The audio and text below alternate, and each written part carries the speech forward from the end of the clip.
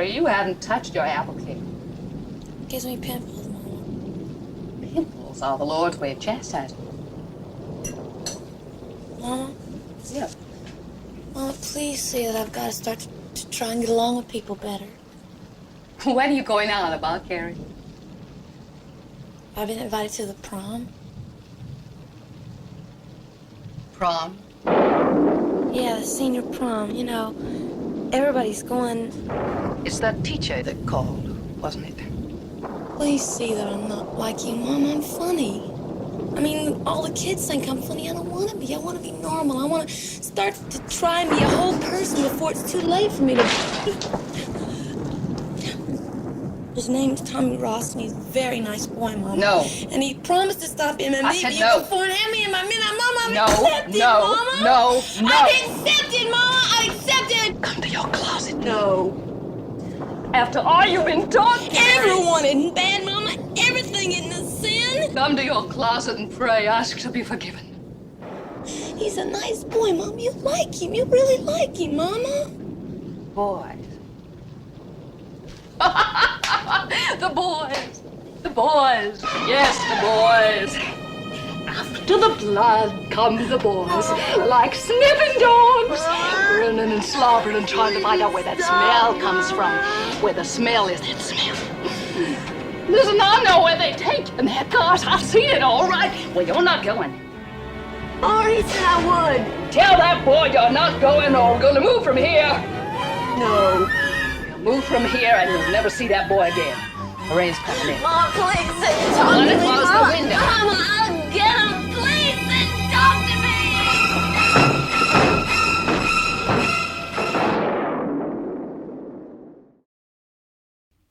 Hello and welcome to Book versus Movie. This is a podcast where we read books that have been adapted into movies. And then, you won't believe this, we watch the movie.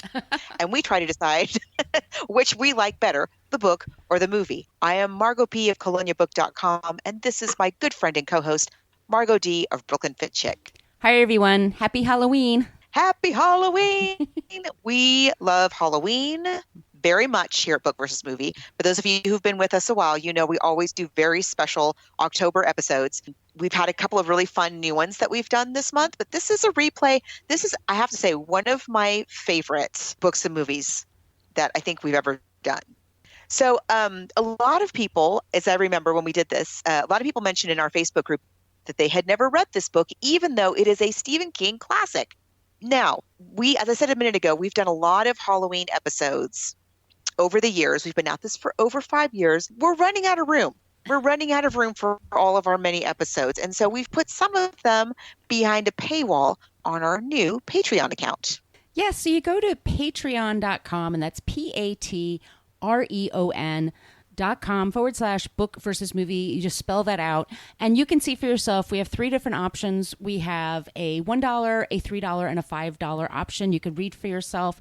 We had to put all these episodes there because not all of the apps nowadays, the podcast apps, will take anything before like 2017, for example. So we just had all these episodes, and we needed to find a place for them. So, and people keep coming and joining our group and joining the podcast, and they're like, "Hey, have you ever done Psycho? Have you ever done Mommy Dearest? Have you ever done Planet of the Apes?" And the answer is yes, we have. We just did them a few years ago. So we just thought we'll just put them behind the paywall on Patreon. And if y'all can check them out for yourself. And like I said, they're very affordable options. And then just for funsies, I threw a few podcasts up there, episodes up there that are just for free. I put up Fletch. That's for free. There's one of our favorite horror movies. That's me and Patrick Bromley from F This Movie. F This Movie really loves their horror movies. So we decided to put that episode up there. So there's a few of them you could check out for free and see if you want to invest in it. But we just need the costs just to keep the show going. It's for the hosting. It's for the books and the movies. We're not a part of a big network. We're not part of a big, radio station or anything like that. We're independent podcasters. And so it just helps us keep the lights on. We're not getting rich. Trust me. No, we really do this because we love, that is all, we neither of us majored in cinema or or creative writing. We like to read. This was something that we decided a long time ago to do, and we're still doing it, and all of you have come along for the ride, and we hope you've enjoyed our newer episodes that we've done this month. But this is if you haven't heard this one before, we think you'll enjoy it because this is really the classic movie, I think. I mean, there's Halloween, the movie, but But in terms of a movie that was adapted from a book, I think this is a contender. I think this is a hard one to beat. This is one of the best ones we've done. I guess we're showing our cards. We both really love this movie. I think, the book is interesting, and it's Stephen King's first novel, so we have to always remember that. Your first anything is not going to be perfect. It's just going to be interesting if you're talented. And we also super love this movie. And I just love the idea of Carrie. So I've seen all the different iterations of it, and we'll talk about it in this episode that you're going to listen to. And there's been several, and there will be more. And yes, I will watch them. I'm a big Stephen King fan. I wear that on my chest proudly. Yes. So today we're going to be replaying Carrie, and then after this it'll go behind the paywall. So if you like it, keep it forever. And our next episode is going to be The Raven. Margot, I saw the movie yesterday. It's fantastic. I've never seen it before. Oh, I can't wait. It's fantastic. I loved it. So that's going to be such a fun discussion. And if you join our Facebook group and you go to facebook.com, you type in Book vs. Movie Podcast Group. We put some clips in there. We have a couple of clips of The Raven. One is done, I think it's by Peter Cushing, and the other is done by Vincent Price. So those are, or is it Bela Lugosi? I have to go check for myself now because but like I said, there's two different versions. I think it's Vincent Price. I think it is Vincent Price. We definitely have a video of Vincent Price. That's really great of the entire, of the poem. So it's going to be a really fun episode. So, guys, thank you so much. We love October. We love this episode, and happy Halloween, everybody. Happy Halloween. Today's podcast is brought to you by Audible. Get a free audiobook download and 30-day free trial at audibletrial.com/book versus movie. There are over 180,000 titles to choose from for your iPhone, Android, Kindle, or MP3 player. Thanks so much.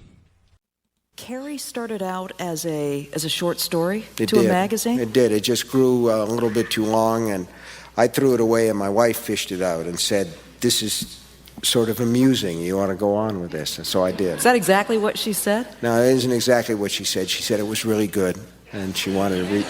She said she wanted to read the rest of it. Why didn't you want to write the rest of it? It's too hard. I was lazy. And also, it was going to be too long. I didn't understand how I could possibly market something like that. And frankly, I needed the money. And it was a story that was clearly going to outgrow any of the markets that I sold to. They were mostly the sort of magazines where you turn them sideways, a picture falls out. This is longer than the word requirements of any of the men's magazines that I was selling to. And she said, do it anyway. She was good that way. She's a lot braver than I was. And so I did it, and it sold as a novel. It's a skinny little thing, but it it made me what I am today. In case if you're just joining us for the first time, this is our favorite month at Book versus Movie. We love Halloween. And every year we've had really fun Halloween movies that we've done during the month of October. This is a redo we're going to do today of one that we did a long time ago, and we'll get to that in a minute. But I think anything Tim Burton falls under Halloween. But recently, you and I had the opportunity to read an advanced copy of the latest in a series that we covered on this podcast of the Miss Peregrine's Home for Peculiar Children series. We did the first one, which was the movie by Tim Burton. But you and I recently got to review the latest in this series, Map of Days. Yes, this episode is sponsored by Penguin Books, and they sent us an early copy of A Map of Days. It's from Ransom Riggs. This is his fourth book in his Miss Peregrine series. It's the first one that's set in America.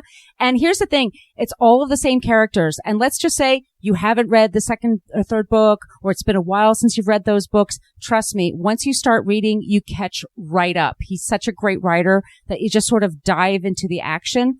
And if you're familiar with his work, it's filled with these photos, and it tells the story as it goes along. And many of these photos are, by the way, in color for the first time. And yes! I know. And I loved reading this book. And you were telling me off the air that your daughter really loves it. Oh this is one of her she's a big reader, and I think Coraline is her favorite book, but Miss Peregrine is definitely her favorite series. And she was so excited when she saw the first edition of the new book that just came out this month and saw that there were color photos in there. She was freaking out. The photos do not disappoint. That's one of the things about this series is the amazing photos, and they just get better and better. But it is so cool. These photos are amazing, but it's so great to hear this story. Yeah, just like you said, like I hadn't read the other books in kind of a long time, and it was fine. I was able to jump right in, and I agree that you just get right caught up, and it's okay. I would say even if you haven't read the other books, to just jump right in with this one. It's amazing. Love it. All your favorite characters, lots of great time travel. Only now we're time traveling through American history. It's true Americana that we're discovering here in this book. And I found it fascinating. And we should also say, Margot, it is available as an audiobook too. It is. But I mean, I think when you buy the audiobook, there's kind of an addendum, but the audiobook, I listened to the audiobook of the first one, which was really good. Yeah. And so I haven't heard the new one yet, so I can't really vouch for that yet, but I just adored the print copy of this book. I thought it was phenomenal. I loved it. I laughed. I was on the edge of my seat. It's just a great adventure. You know what I think you should do? I think you should listen to our episode first, Miss Peregrine's Home for Peculiar Children. Listen to that and then be able to read this book and be able to jump right in because we talk about those characters. I think that's true. I think you probably could do that. So thank you to Penguin Books for sponsoring this episode. And we're also brought to you by Audible, by the way. And this book that we're talking about today is Carrie by Stephen King. And the audiobook is read by the star of the 1976 film, Sissy Spacek. And we're going to, I know, you're just going to geek out. And we'll talk about our feelings about the book in a second and the differences and stuff like that. But Audible is offering a free audiobook download with a free 30-day trial to check out that service for yourselves, excuse me. I recommend, if you're interested, get a copy of Carrie by Stephen King, read by Sissy Spacek, Oscar-nominated actress and all. And you just go to audibletrial.com/book versus movie. Again, that's audibletrial.com/book versus movie to get that free audiobook, or get the Ransom Riggs book if that's what you want to do. So there you go. The Audible, thank you so much for being a part of the show as well. So it is time to talk about Carrie. Wow. I know. I have been so excited to do this again because it was so fun the first time around. You're right. It was a very long time ago. It might have been our first year even that we did this book and movie. And when we originally did it, I had never read the book before. That was my first time reading the book. So we should talk a little bit. Of course, it's by Mr. Stephen King. Yes. Who we've talked about many a time here on Book versus Movie. But this is quite a significant one of his works because it's the first book of his to be published. It's the fourth one he wrote, but it was the first one to be published. So it's really the book that kind of made his first big splash. Yeah, so let's just give quick background, super, super big picture here. Stephen Edwin King, he was born in 1947 in Portland, Maine. He has sold over 350 million copies of his books. He's published over 50 novels, over 200 short stories, several nonfiction books, and several screenplays. He has won the Bram Stoker Award, the World Fantasy Awards. In 2003, the National Book Foundation gave him the Medal for Distinguished Contribution to American Letters. He is Grand Master of the Mystery Writers of America. In 2014, he was given the National Medal of Arts from the U.S. National Endowment of the Arts, presented by President Obama. He is married to Tabitha Spruce. They've been married since 1971. She's also a writer. He has 3 kids, Naomi, Joe, and Owen. Joe Hill and Owen King are both very successful writers themselves. And he started writing short stories as a teen. And Margot said, at the time in the early 1970s, he was writing these short stories for men's magazines, things like that, mystery magazines. And he had this idea for Carrie. He was working at a school as a school teacher. And then on the weekends, he worked at a laundromat. And they were broke. He and his spouse, they really struggled. And he came up with this idea in 1973. He wrote it and he thought he kind of hit a wall with it and he threw it into the trash. And then Tabitha picked it out of the trash, read it, and then went up to him and said, I think you need to finish this. And he says, well, it's more than a short story. She goes, I don't care. You need to finish it. And he did. And he sold it to Doubleday for $2,500. They couldn't even afford a telephone. So they had to send a telegram to his house to say that he got this. And then it was published in March of 1974. And then a few months later, He got the paperback rights were sold for over $400,000, which is $2 million in today's money. So it's unbelievable. It's just crazy. Yeah. And you see like just the simple math of like doubling it and then slapping a bunch of zeros on the yes end between the hardcover and the paperback. Yeah, I think his wife was working like in a donut shop. Yeah, she was working at a donut shop. Yeah. Right? Yeah, and so it's such a the story of how this book came to be is such a great story. And we have to also look at the cultural backdrop of the time. This was right at the height of, what quote unquote women's lib, or what some people call second wave feminism. But there was a lot of fear about women, having rights like people. Getting any kind of power at all over themselves. Yeah.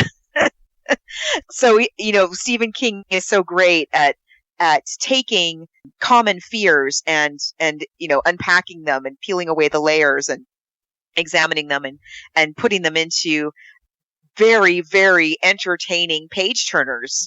Now, Carrie, the book, we're assuming you've seen the movie. Spoiler alert. The 1976 movie, by the way. There are other ones that we could talk about, yes, but we're going to focus on the 1976 one.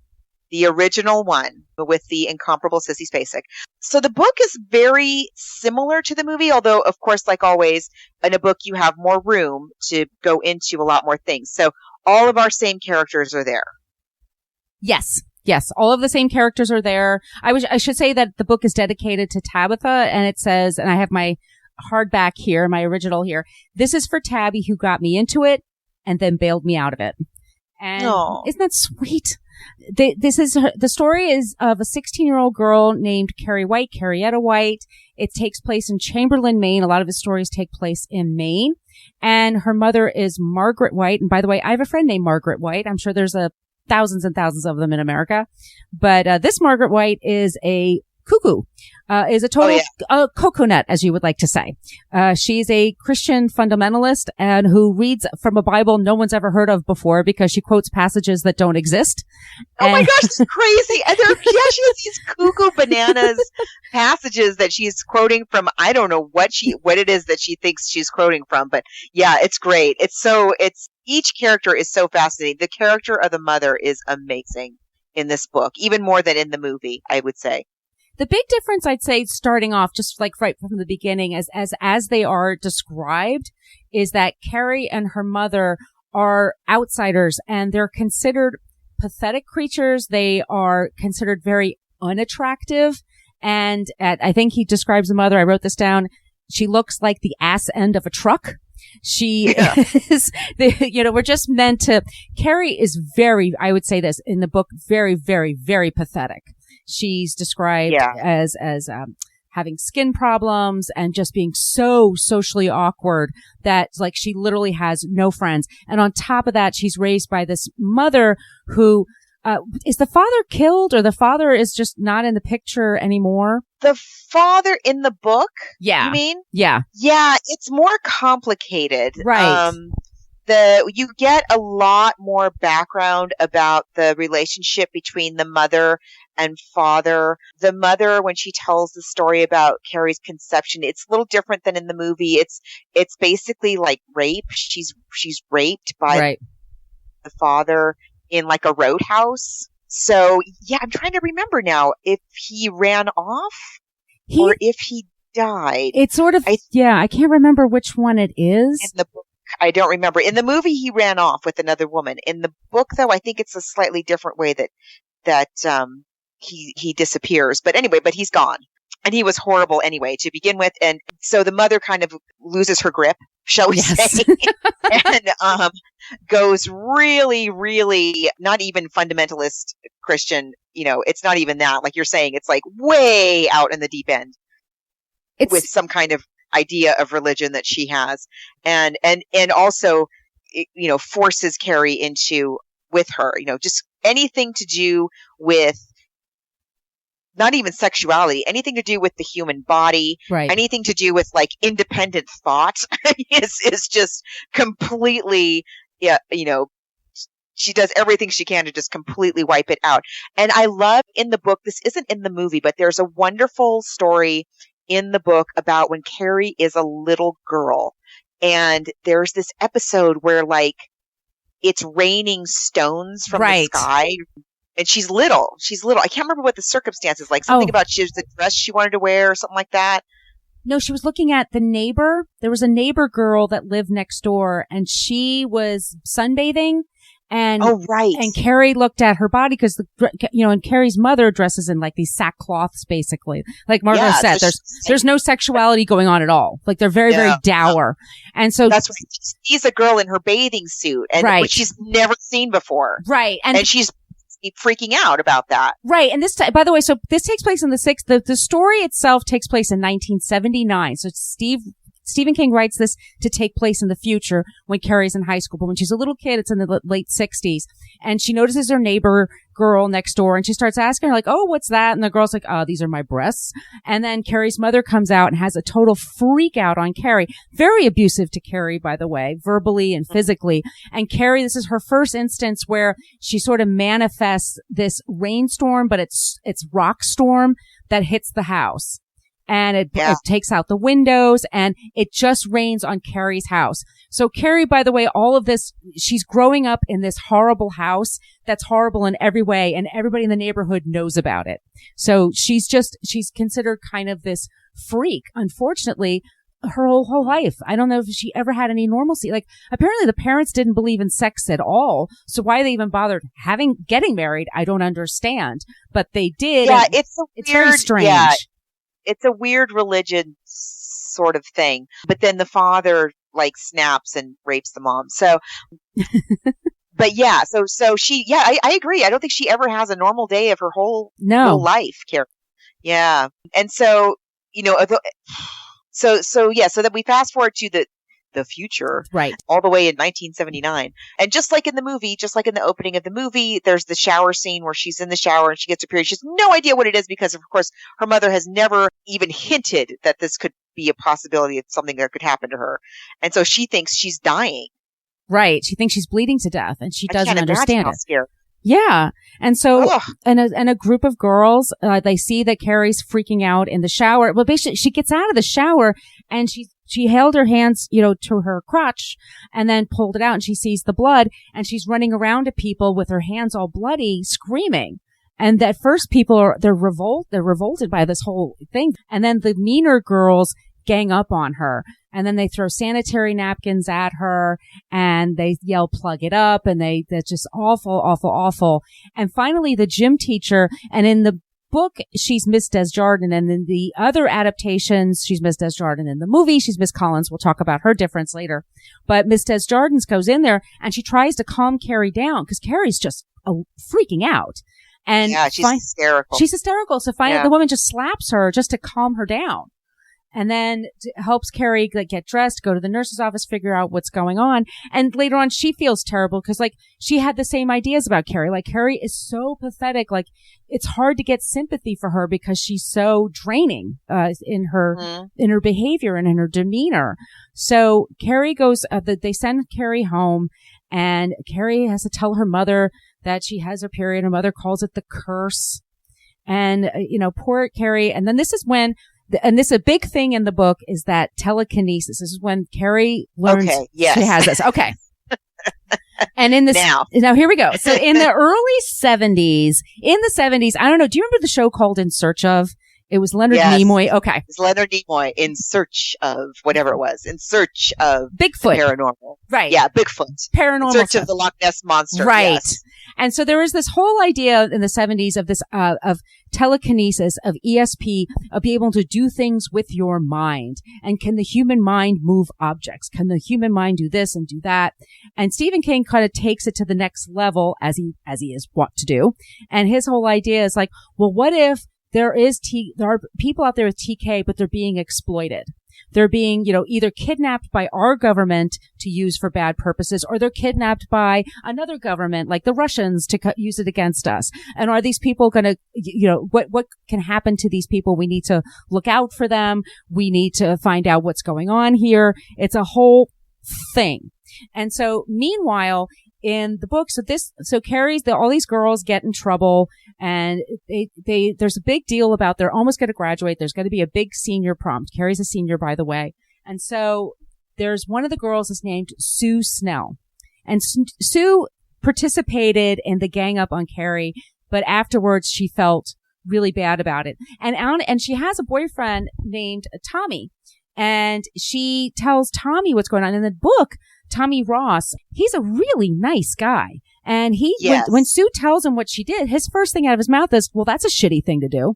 He has a lot of character. Like he loves Sue, and they're having sex for the first time with each other, and they're very close.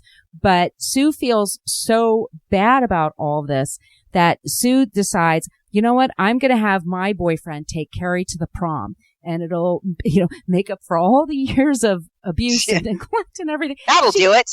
She's a teenager. She's giving it a shot. And Tommy eventually goes along with it. He's like, all right, fine. I'll ask her out if you want me to. And so he does ask her out. And first she says no, but then he talks her into it. And Carrie's mother is like, has a freak out. Like, no, you can't go to the prom. Carrie makes her own dress. She does say yes. Carrie says yes. Carrie does go to the prom. And in the book, Tommy's a great guy, introduces her around, and she's sort of kind of warming up and getting to like other people. But what she doesn't know is that there's a very mean girl, Chris Hargensen. And Chris is the main baddie. She's the main mean girl. She's like the alpha mean girl in the group.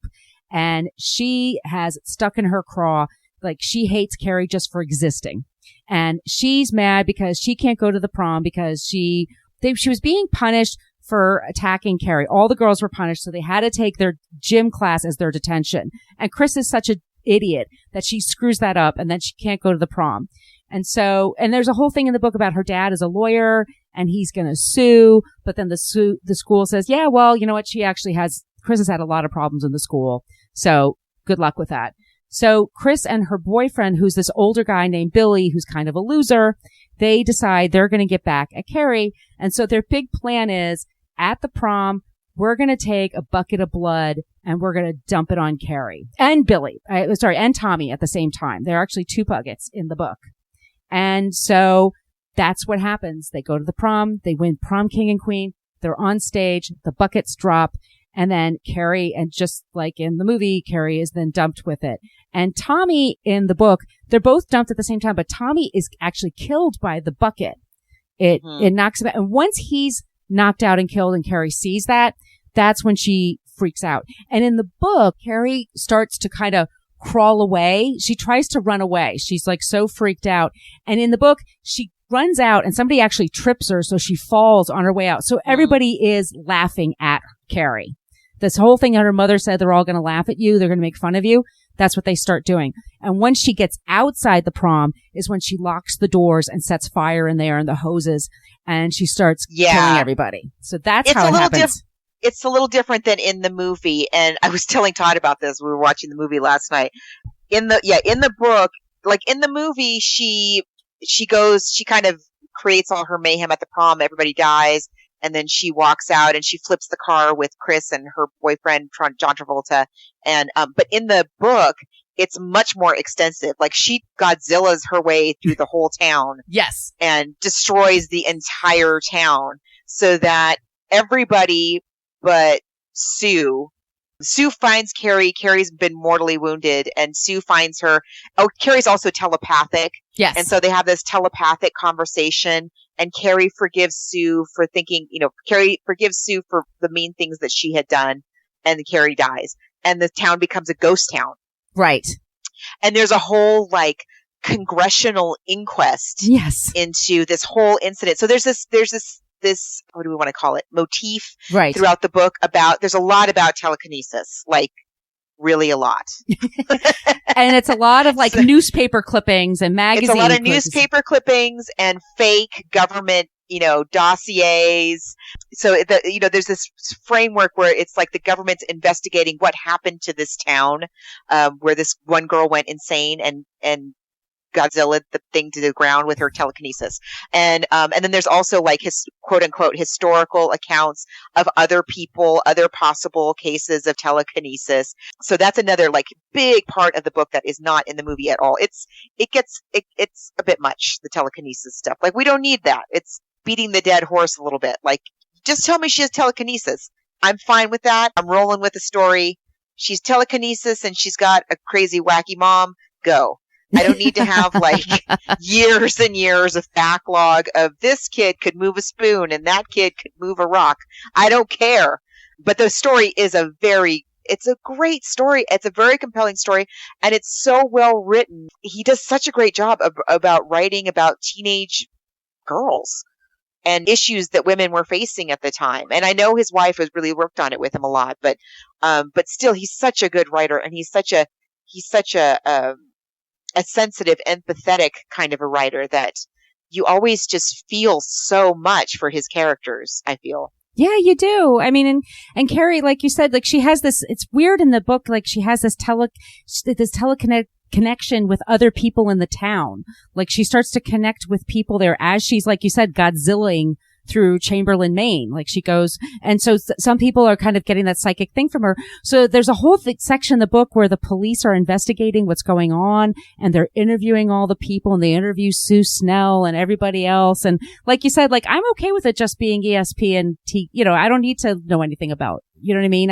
You don't need to justify it for me. We also should say, like in the book, Sue is pregnant, and she's worried about being pregnant at the last third of the book, and then at the very, very end, she loses the baby, or she just gets her period, whatever. But there's a whole thing that Sue is kind of worried, and I think that's part of the reason why Carrie doesn't kill her. Yeah. But I should say this: Stephen King describes Carrie as this: it's a cookie baked by a first grader. It's tasty enough, but kind of lumpy and burned out on the bottom. So. Yeah, I agree. It's a great story. There's so much good stuff in there that you're willing to, just like a cookie baked by a first grader. You're going to eat that cookie. You're still going to eat that cookie because it's a cookie. It's a cookie, right? It's cookie, and cookies are yummy. So it's a great story. It's a compelling story. And, I did find myself kind of fast forwarding through the like, in 1913, a boy in southern such and such, I just found myself just, okay, I'm just going to fast forward through this. I know you're just going to prove to me about how telekinesis is a real thing. That's fine. But the just like always, it's the characters. It's the way he writes the characters. That's always so just what grabs you. You just get so invested in his characters. You really, really do. And one of the ways and Margaret White is a really interesting character. She's a total coconut, like you say, but she's very, very interesting. And it should be said that in the book, there's also a difference between how Carrie and her mom end, in that Carrie's mother, she just makes her mother's heart stop. Oh, yeah. Yeah, it's a lot less gory in the book. She just stops her mom's heart with her telekinesis. And then Carrie kind of crawls away and goes to the roadhouse where she was conceived, where her parents basically had her.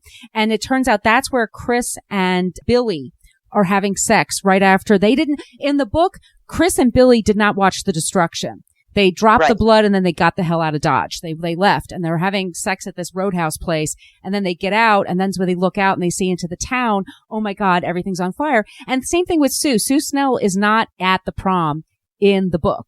In the book, she was at home when all this is happening, but then she notices, or she hears all the sirens going off, and like Margos said, it's being Godzilla. This whole town is being decimated by Carrie. Every time she goes by a gas station, everything blows up. Like everything is blowing up everywhere. So those are like the big differences between the book and the movie. But it's a very quick read. And Sissy Spacek does a really great job with it. If you like, once again, if you're interested in it. Of course, right. Yeah. Right. The audiobook for this is really, really good. It's one of the better ones for sure. But yeah, the book has much more destruction, and way, way, way more history of telekinesis. Whereas in the movie, which we'll get to in a minute, but in the movie, all you get is like she's flipping through the card catalog in the library. Mm-hmm. She's looking to figure out like what is going on with me. That like, did I move that ashtray? So that's all you get, and that's all you need. But the book goes on a bit. But oddly, when it comes to the mom in the book, like you said, she just stops the mom's heart, which makes sense. Like, if I can move things, that makes sense that would be how she would kill her mom. Whereas in the movie, it gets a little more cinematic than that, shall we say. Yes. Yeah. So yeah, I agree. Those are the main differences. So should we talk about the movie? Yes. All right, let's play the trailer first.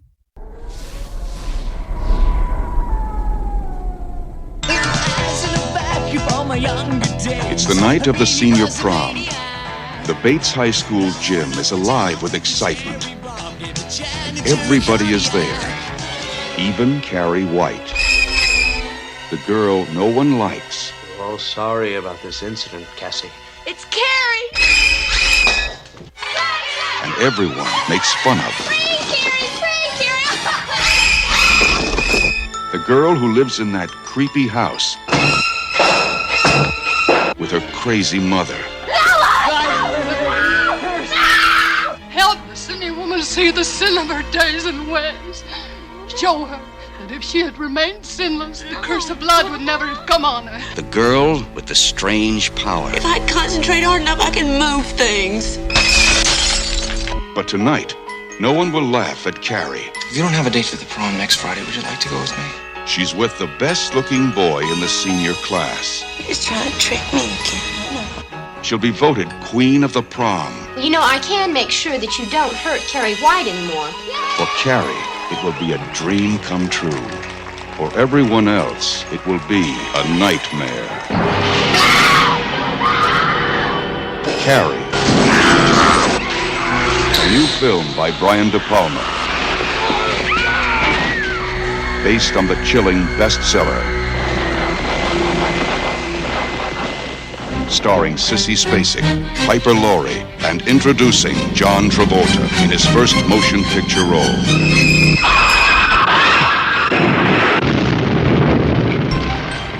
If you have a taste for terror, you have a date with Carrie. So our director is Brian De Palma, and his other movies you might know are The Untouchables, which is one of my favorite movies of all time. I just love that movie, and Dressed to Kill. And he's like 35. This movie came out in 1976. And so we should say this, that our cast, it's supposed to be teenagers, but everyone's in their 20s. Yes, everyone is, it's like, I don't know, nobody moisturizes at this high school or something, because everybody's, they're looking kind of mature for high school, but okay, all right, fine. Which I understand, because the first scene alone in the shower. Okay. Yeah, we don't need to have like actual minors running around like that. Yeah. Let's talk about the shower scene. Well, there's a lot of, I would just say here also with this movie, and I do love this movie, by the way. I watch it every year at Halloween. I love it. I will say there with Brian De Palma, and especially here, there's a lot of the male gaze going on with the female form and women being objectified quite a bit. And it opens, like, first it's a volleyball scene that goes right into it. Their whole title sequence, it's just naked girls in a locker room, which is, I'm sorry, I was a high school girl. I had locker rooms. We don't do that. We don't run around naked like, you're an insecure teenager like every other insecure teenager. It's just, it's not like that. But okay, it's a famous, and here's a very funny story is that, so the actresses did agree to take their clothes off to do the scene. Sissy Spacek did it first. Sissy Spacek is nude in the shower, and she filmed that first, and then he showed them the pictures, and the other actresses agreed. And the editor of the movie said, one of his friends saw the movie, and then afterwards they went up to him and said, "Hey man, how come your name isn't in the credits?" He put his credits on the screen right next to Nancy Allen's naked body. So nobody saw his name because Nancy Allen. Oh, God. I know. Well, I went to Catholic school, so there was nothing like that going on at my high school either. But maybe, I don't know, maybe if you're in high school and everybody's 25, maybe that's what happened. That's what because somebody was saying in the 2013 version, all the girls have towels wrapped around them. And I read a review, so I'm like, why did they do that? I'm like, because they're children, because they actually teen actors in that movie. Like, no. And that's what girls do. I know. It's so stupid. Seriously. Yeah. Oh my goodness. Okay, yeah, so it's dumb. So you get past that scene. But then she starts bleeding and the girls are mean to her. And then you have Betty Buckley as Miss Collins, who in the book, as you were just saying, was Miss Desjardins. She's Miss Collins, the PE teacher. And she was Betty Buckley, if you're old enough to remember, was the mom on 8 is Enough. The stepmom. 8 is Enough. The stepmom. Yeah. The stepmom. Remember that? Abby. Yeah. She's like, oh, this guy with the comb over and the 8 kids. Whew. Who's like 10, 15 years older than me. Let me catch him. The newspaper guy. And not that there's anything wrong with a comb over, but this was the comb over of all time. Can we just say? Oh, yeah. Yeah. It's show business. The guy gets a wife that's like at least 10 or 15 years younger than him. That's it. Yeah. Because the first wife was too, but so that's interesting you mention him because the woman who played Diana, I'm blanking on her last name. She was the girlfriend of John Travolta in real life. Yes. And then right. she died of cancer around this time. And this John Travolta's in this movie. And at the time, he had just hit it big with Welcome Back, Kotter. And this is his big movie debut. So his name is listed second after Sissy Spacek in the credits. And he's barely in there. He's not in it very much, but yeah, I gathered, I was kind of trying to figure out the timeline. It looks like he started filming this right when he also started doing Welcome Back, Kotter, which if you're not old enough to remember the bicentennial, it's hard to impart how massive a hit. Oh my God. Welcome Back, Kotter was. I loved that show so much. I remember everybody having a lunchbox, a Welcome Back, Kotter lunchbox. And you had your favorite character. Yeah. You had Freddie Boom Boom Washington. Yeah.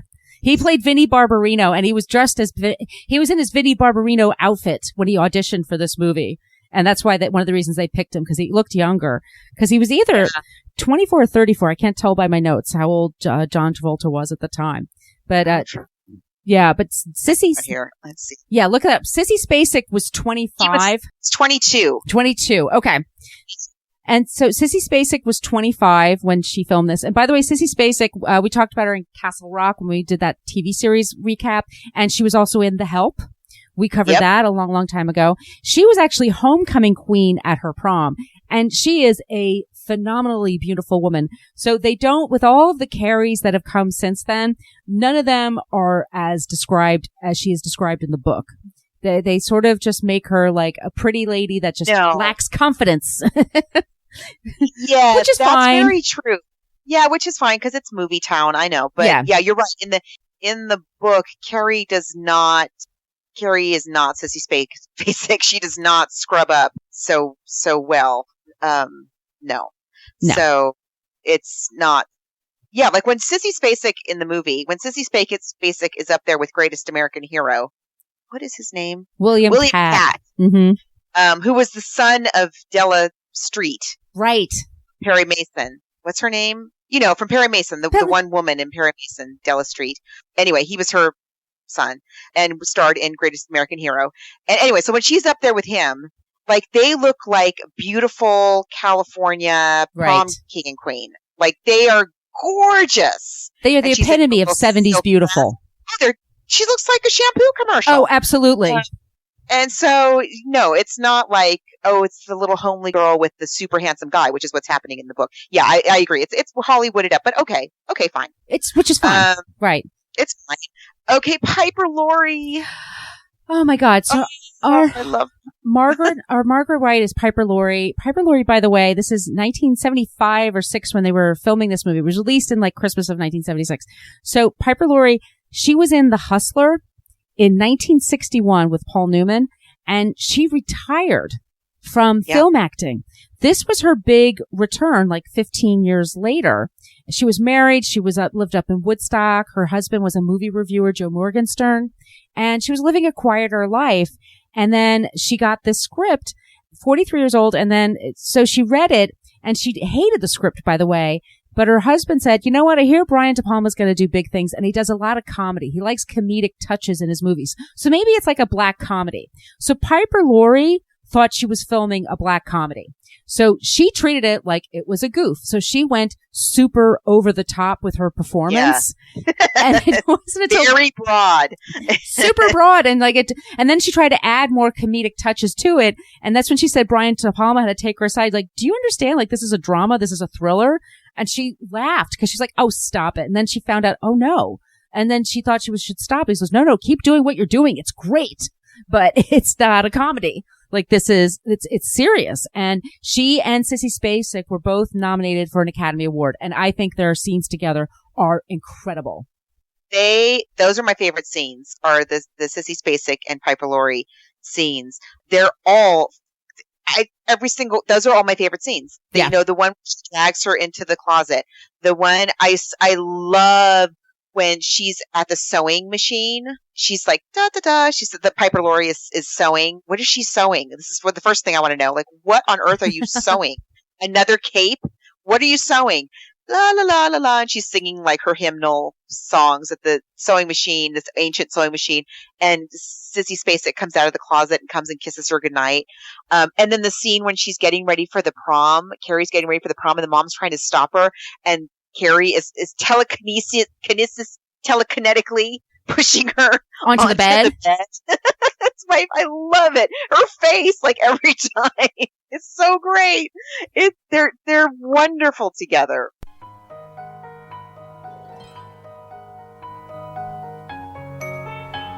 You're a woman now.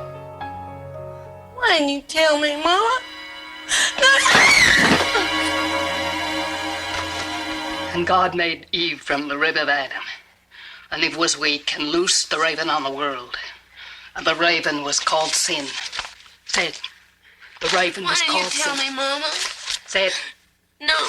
The raven was called sin. Ooh, woman. And the raven was called sin. And first sin was intercourse. First sin was intercourse. I didn't sin, Mama. Say it. I didn't sin, Mama. First sin was intercourse.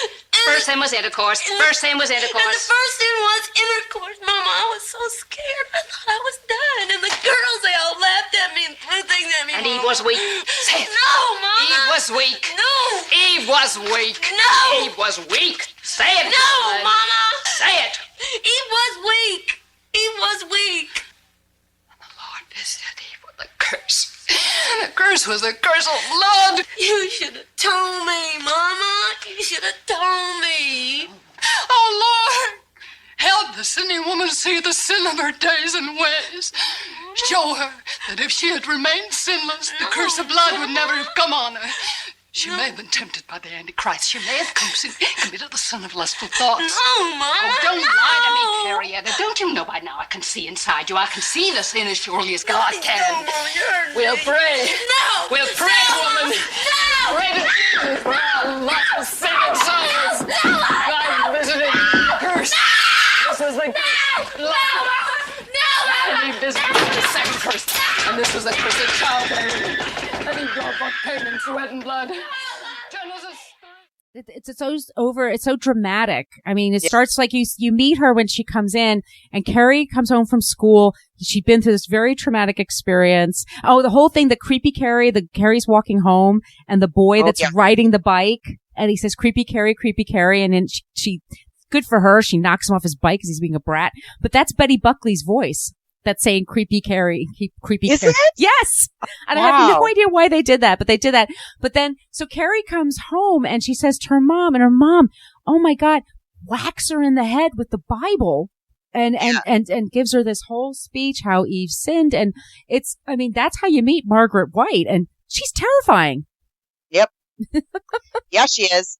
I love all of their scenes together. They're all just, it's just my favorite part of the whole movie. Yeah. Anytime it's the two of them is my favorite. Then we have, let's see, who else did we go? Oh, you know who else is in this movie that I totally keep forgetting is in this movie is Edie McClurg, who is an amazing character actress. You have seen her all your life. But in this movie, this is her first movie, and so she's one of the teenage mean girls in Carrie. She had an acting background, an improv background. And so that's one of the reasons she was hired, because Helen wasn't really a big part. And Edie McClurg was like, I gotta jazz this up. And so Brian De Palma liked improving. He welcomes that from his actors. So she's just improved all of her lines and they all got in. So that's why she was listed in the credits and everything. But originally she didn't have any lines at all. She kind of had to muscle her way in there, but she's great in this movie. And I love PJ Souls as Norma. And I love Norma. Norma always wears this red hat. It's so everywhere. Weird. She even wears it to the prom. Yes. Well, it turns out that PJ Souls, she was a model. And just before the movie she started filming the movie, they made her get this really crazy haircut where she had super short bangs. And she has super curly hair, so it looked really weird. So she showed up and just put a red hat on, and she decided that's going to be Norma's thing. So she has it. Like, I love it when she's at the hair salon and the hat is above the hair dryer. Like, she's sitting there. I love that. I love that touch. Oh. And so she was also in The Boy in the Plastic Bubble. Oh, PJ Souls? Yes, with John Travolta. Yeah, that's a great TV movie. Yeah. And then he was also in our Primary Colors episode. We covered that movie a long, long time ago. Yes, PJ Souls is a really interesting character. I mean, Hollywood was very small in these days. Everybody knows everybody else. Everybody's working with everybody else all the time. But, I just love this movie. This is a great movie. I'm trying to think who else is in here that we're missing. So Amy Irving? Oh, yes, Amy Irving. As Sue Snell, who's very good. And her mom in the movie. I love the scene with her mom and Carrie's mom when Carrie is like witnessing. She's like she's going door to door and preaching her crazy, whatever it is that she's following. And Mrs. Snell's having a cocktail in the afternoon. It's the middle of the day. Middle of the day. I'll drink to that. I'll drink to that. Oh, that was the best scene. That's her real life mother, Priscilla Pointer. And she's still alive. She's still with us. She is. I know. It's amazing. So yeah, she's great. And Nancy Allen. Yeah, Nancy Allen is the meanest mean girl. So mean. Oh, you just hate her. She's horrible. She's horrible to everybody in this movie. But she's great. Oh, she's terrific. She's a great villain. She was in RoboCop, and let's see, what else? Dressed to Kill. Dressed to Kill. She was married to Brian De Palma for a number of years, so she was in a lot of his movies. So she does a great job, I think, as the mean girl. She's so awful. That scene where it's her and where she's on the date with John Travolta. Oh my God, that scene in the car.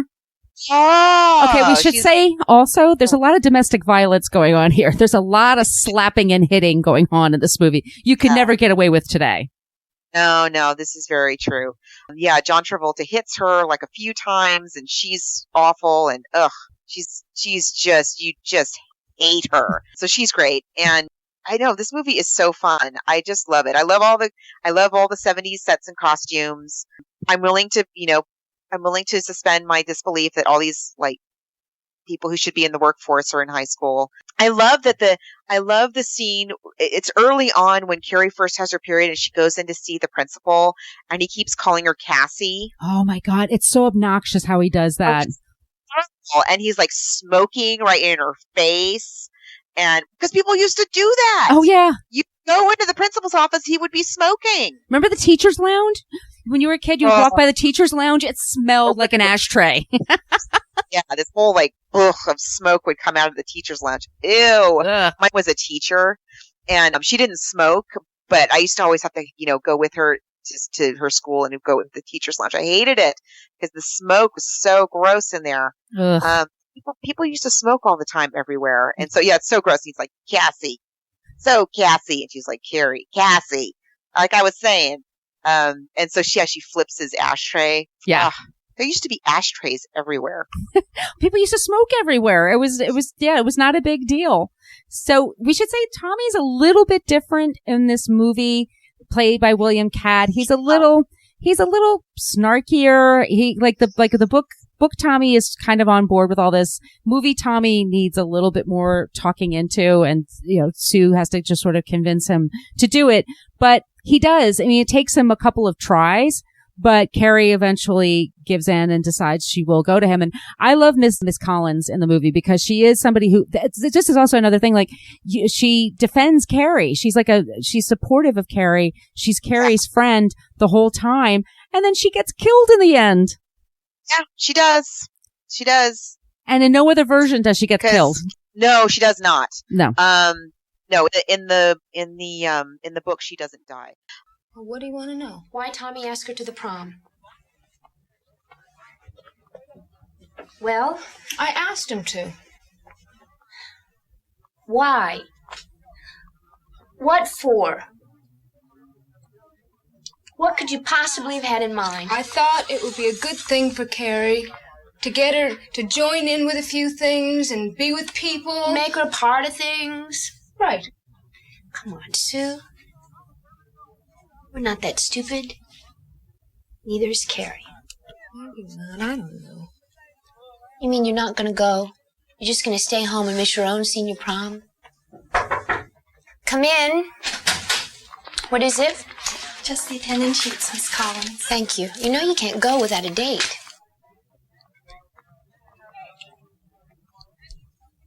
Is there anything else, Norma? No, Miss Collins. Thank you, Norma.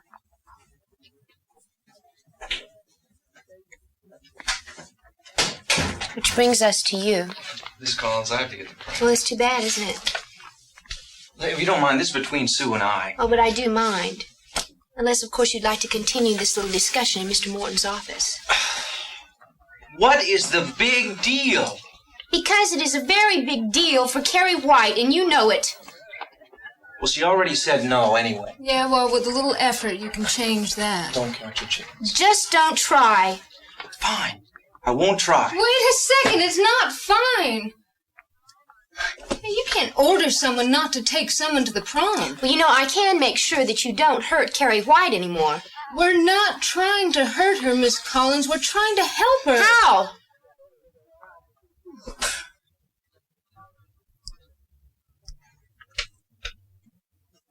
Hey, Tommy, don't you think you're just going to look a little ridiculous when you walk in the prom with Carrie White? We don't care how we look.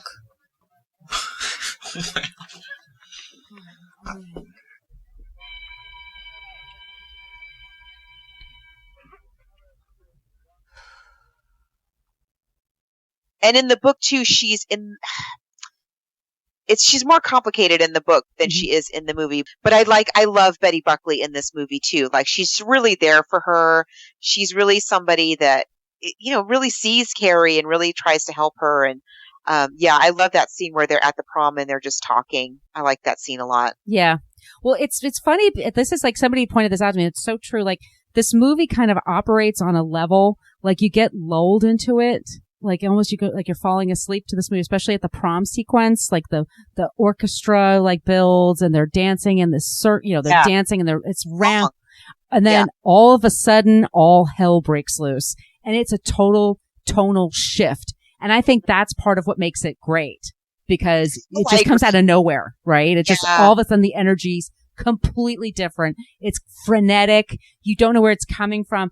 And you don't know, like, is Carrie possessed by this and has no control over it? Or is Carrie completely in control of it? Right? Like, is she just, it's amazing. Like, that last scene, and it's a famous scene, but that, you know, and Brian De Palma sets it up so well. They're walking to the stage when they're announced that they won.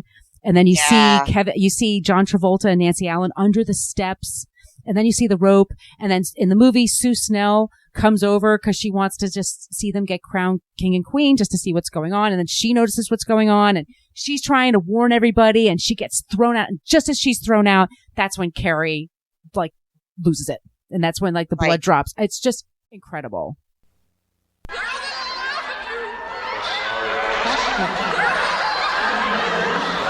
Trust me, Carrie. You can trust me. Trust me, Carrie. You can trust me. Trust me, Carrie.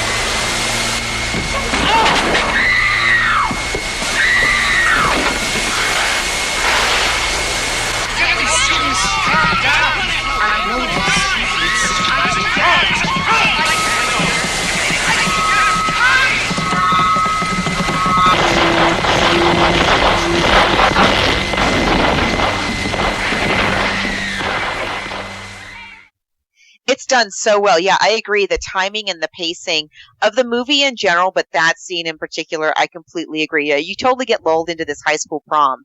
You're like, oh yeah, and the tacky decorations and the and everybody's in their evening wear and the guy in the tuxedo shirt and and then like wah! But he's such a master of that because it happens because after you recover from that, like after like all this kind of crap goes down, he does it freaking again when she goes home. Oh yeah, so slowly paced. Like it takes her forever to walk up the little walkway into her house, and she walks in, and there's all these freaky candles everywhere. Like apparently her mother started lighting candles the second she walked out of the door and then didn't stop till she got home.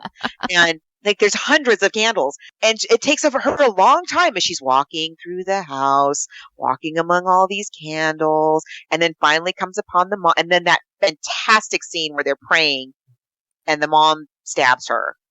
I never noticed this. This is the first time I ever noticed this watching this last night. I've seen this movie dozens of times. When she goes up the stairs and then she walks into the bathroom and they have that claw foot tub. And as Carrie's walking in there, Margaret's right behind the door, but Carrie can't see her. Yeah. And Margaret's, I never noticed this before. Margaret's just standing there like waiting her turn. Like, yeah, okay. You wash that blood off. I'll be ready for you when you're ready. And yeah, and in the movie, so the mother, oh my God, it's so great. But mother stabs at Carrie. Carrie starts to crawl away. And then Carrie takes every knife and peeler and anything with a sharp object in that kitchen and pins her mother into the doorway. And she represents Jesus, like one of the religious figures that's being crucified. That's what happens to Margaret White. And then Carrie gets her mother, and then the house sort of goes in on itself, like poltergeist style. Collapses the house. Yeah. And you see some rocks there. Supposedly, like you see kind of some rocks being thrown that's sort of like alluding to what we were talking about, that scene that originally they did film a scene where the house was hit by rocks when Carrie was a kid, but they couldn't make it work. Like the special effects just weren't there. So, I can see that. But I think it's better without it. I think so too. You don't need it in the movie. It's fine. No.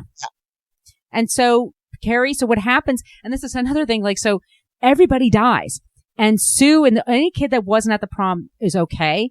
So Sue is sleeping and her mom answers the phone and she says, oh God, it's her friend calling to check in. And she says like, her doctor says she should be fine eventually. I'm like, Sue lost everybody. Like what? Like, everybody she knows is dead. Every single one.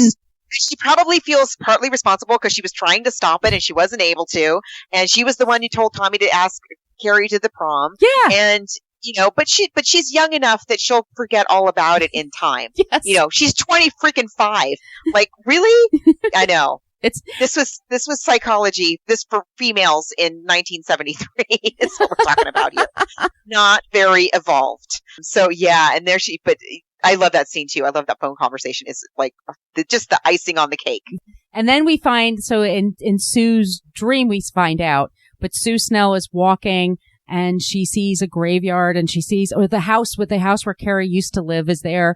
And there's this, and she leaves flowers there. Or is she at the graveyard or is she at the house? She's walking up to where the house was. And it's just this hole filled with stones and a for sale sign that's in the shape of a cross. And it says Carrie White rots in hell. Right. And an arrow pointing down, and she's going to leave. It's a dream, right? So it's sort of Carrie's house, but it's also sort of Carrie's grave, which it was. It's also Carrie's grave. And in the dream, like Amy Irving is looking like absolute 70s perfection. Yep. She looks absolutely like an angel. And she's going to put these flowers down, and then the famous thing of the hand bursting up and the bloody Carrie's hand and grabbing her arm. We should say screams and screams and screams. So the art director of the movie is Jack Fisk, who is Carrie, is Sissy Spacek's husband. And they've been together since like 71 or 72. And he helped put that together. Like there's rocks on the ground. And then that's actually Sissy Spacek's hand reaching through the rocks. It's a real arm. That's a real arm. I know. And supposedly like for the prom scene, like it took them 2 weeks to film the prom scene. She slept with that blood over her because she didn't want them to try to have to match it up the next day. Like to put the blood in the same spot. So she slept like that in a trail. I know. She was dedicated for this part. Unbelievable. Yeah. Yeah. It's I mean, it's a classic. It's a great movie. I think it's well directed. I wish that the locker scene didn't have so many naked 25-year-olds running around. Right. But other than that, apart from that, I love this movie. So do you want to hear like the adaptation since then?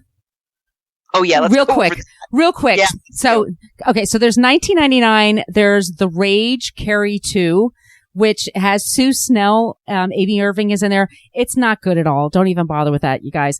There was a 2002 TV movie, and Angela Bettis plays Carrie, and she played Janet in Girl Interrupted, the girl that was anorexic.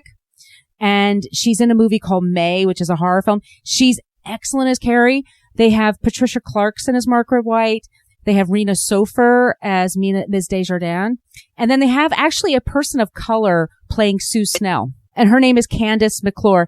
And it was kind of cheesy. I mean, they did the special effects with the rocks hitting the house, but it's like from 2002. So it looks like cheesy. Yeah. And they were going to make this a pilot for a TV series. So at the very, very end, Sue and Carrie kind of take off together. Like they're going to be on these telekinetic adventures. And it's very, very cheesy. So that's the 2000. Not that everybody knows about that one. All these are, by the way, are on Amazon Prime right now, if you're wanting to check them out. And then the last one was a 2013 version. It was directed by Kimberly Pierce from Boys Don't Cry. And it's with Chloe Grace Moretz as Carrie and Julianne Moore as Margaret White, and Judy Greer is Miss Desjardins. And it's okay. I feel like there's a reason why they picked the older actors is because they have more experience. They're just a little bit better on camera. When you have teenagers, like it's a real crapshoot if they're any good. And then you kind of can't do it.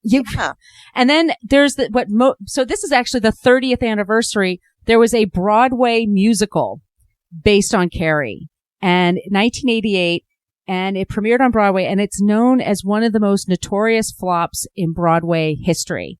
And they spent $8 million on it. It starred Lindsay Hatley, and Betty Buckley is Margaret White. And if you read about every once in a while, we have a couple of videos on our Facebook page. Every once in a while on YouTube, you can find a version of it, and they take it down right away. Like it's one of those, it's like Moby Dick, you know, like you just want to get that whale. It's very hard to get it. It's like famous in New York, and for years and years and years. The show premieres May of 1988, and it was received with a mixture of boos and standing ovations. So people either really liked it or they really hated it. And the critics just slaughtered this musical, excuse me. So it only had like 10 performances altogether. And then they just canceled it. And so for years and years in New York, it was basically saying like, Carrie, you said the musical Carrie, it was known as a flop. So you would say, well, not since Carrie have we seen blah, blah, blah. And they would talk about a flop. And there's actually a book called Not Since Carrie, which is all about it was the most expensive flop in Broadway history at the time. There's been plenty others, but it was a big deal at the time. So those are the other versions of Carrie that are out there. But I have to say, book, movie, I give the edge to the movie. I think it's just a little bit better than the book. And by the way, Stephen King, the 1976 movie, sorry. And Stephen King feels the same way. He really likes the movie. Yeah, I think so too. I think that, you know, the book is great. Don't get me wrong. But as we said, there's whole hunks of the book that just don't even need to be there. Right. And so, you take those out and you have the movie. And we've got John Travolta, and you've got you got a really nice, a nice Barbara Walters filter on the lens. The Vaseline on the lens. Everybody looks beautiful. Yeah, everybody looks gorgeous. You got the wonderful 70s outfits, and you know, it's just iconic. Just that scene of her in the prom dress with the blood. I mean, come on. And the Psycho, they sampled that from Psycho. Yeah, that's all. And that all became iconic. Like the whole Carrie at the prom scene, like everybody knows about it. Even if you've never seen the movie, you know about it. Yep. Yeah. So yeah, I have to give the edge to the movie as well. But yeah, it was really fun watching this again. It's such a good movie. And it's a great book too. It's, as you said, it's a really quick read. Yeah. And you can just skip all the telekinesis history. It's okay. If it says Dateline, Portland, blah, blah, blah, ignore that part. Just ignore it. Yeah. Just, yeah. Go back to the Margaret White stuff. Yes. But yeah, I agree. Movie. Yep. Okay, so what are we doing next? So I was thinking, Margo, we got a lot of requests for this, and the movie's easily available, and the book's available on Kindle and everywhere like that. And it's going back to Steven Spielberg, Ready Player One. It's a lot of a lot of people ask for it. It's set in the 80s, or like there's a lot of 1980s motif going on here, and people kept asking about it when the movie was released this past March. Margo and I don't cover movies that are currently in a theater that you have to actually go out to, because we don't, wherever you live in the world, you might not be able to get to one. Like right now, I'm nursing an injury. I can't get to the movies all that easily. So we try to stick with things that are streaming that you can get pretty easily. So I was thinking that one. I thought that would be really fun. Yeah. Yeah. Now that it's cheap and accessible, let's do it. Yeah. And the novel is by Ernest Cline, and the movie's by Steven Spielberg. So we'll be back in a couple of weeks with that. And then we're going to replay, you and I were talking off the air, Thank You for Smoking. So we will re-release that one, which is such a great episode. That was I completely forgot that we had done Thank You for Smoking. So I'm actually looking forward to hearing. I know, me too. Well, with the election coming up, it's all about DC. And I think you and we recorded it. I think it was like soon after we went to the Women's March, or maybe it was the anniversary of the Women's March, but I can't remember. All these shows start to mix up in my brain. No, me too. I know. I was having lunch with a friend of mine today, and she was like, what's the best book that you've read since you've done the podcast? And I was like, oh, geez. I don't know.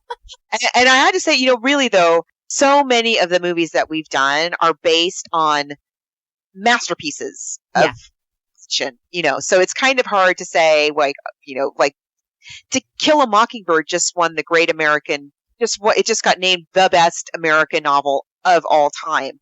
And, how do you not, right. Like In Cold Blood, or, we read so many amazing works of fiction that I can't pick one. I can certainly pick the worst. That's Jaws. That's easy. Yeah. But what's the best one? I don't know. We've read a lot of great books. We've been lucky. This will be good. I'm excited to do. Yeah, it's sci-fi, and that'll be fun. We haven't done sci-fi in a while, so that'll be fun. Good. So you can find me on the web at the Chingona Homesteader. My other podcast is the Chingona Homesteader Podcast. All of my social media call outs are at She's Nacho Mama, SHESNACHOMAMA. And where can they find you? You can find me everywhere on social media at Brooklyn Fit Chick, and that's for Twitter, Facebook, and Instagram. I don't do Facebook as much, but Instagram and Twitter, absolutely Brooklyn Fit Chick. And my blog is brooklynfitchick.com. And you can find us at Book versus Movie wherever you get your podcasts. Thank you so much for listening to the Book versus Movie podcast. We are a part of the Frolic Podcast Network. You can find more podcasts you will love at frolic.media/podcasts. We follow the hashtags LadyPodSquad and Podern Family. If you want to support the show, you can go to our Patreon page, go to Patreon, and look for Book versus Movie Podcast. We have a basic Facebook page, but we also have a private Facebook group. Go to Facebook and type in Book vs Movie Podcast Group if you want to join that. You can follow us on Twitter and Instagram at Book versus Movie. Spell all those words out. If you'd like to send us an email, it's bookversusmoviepodcast, spell that all out, at gmail.com. You could follow Margot D at Brooklyn Fit Chick on social media, and Margot P at She's Nacho Mama.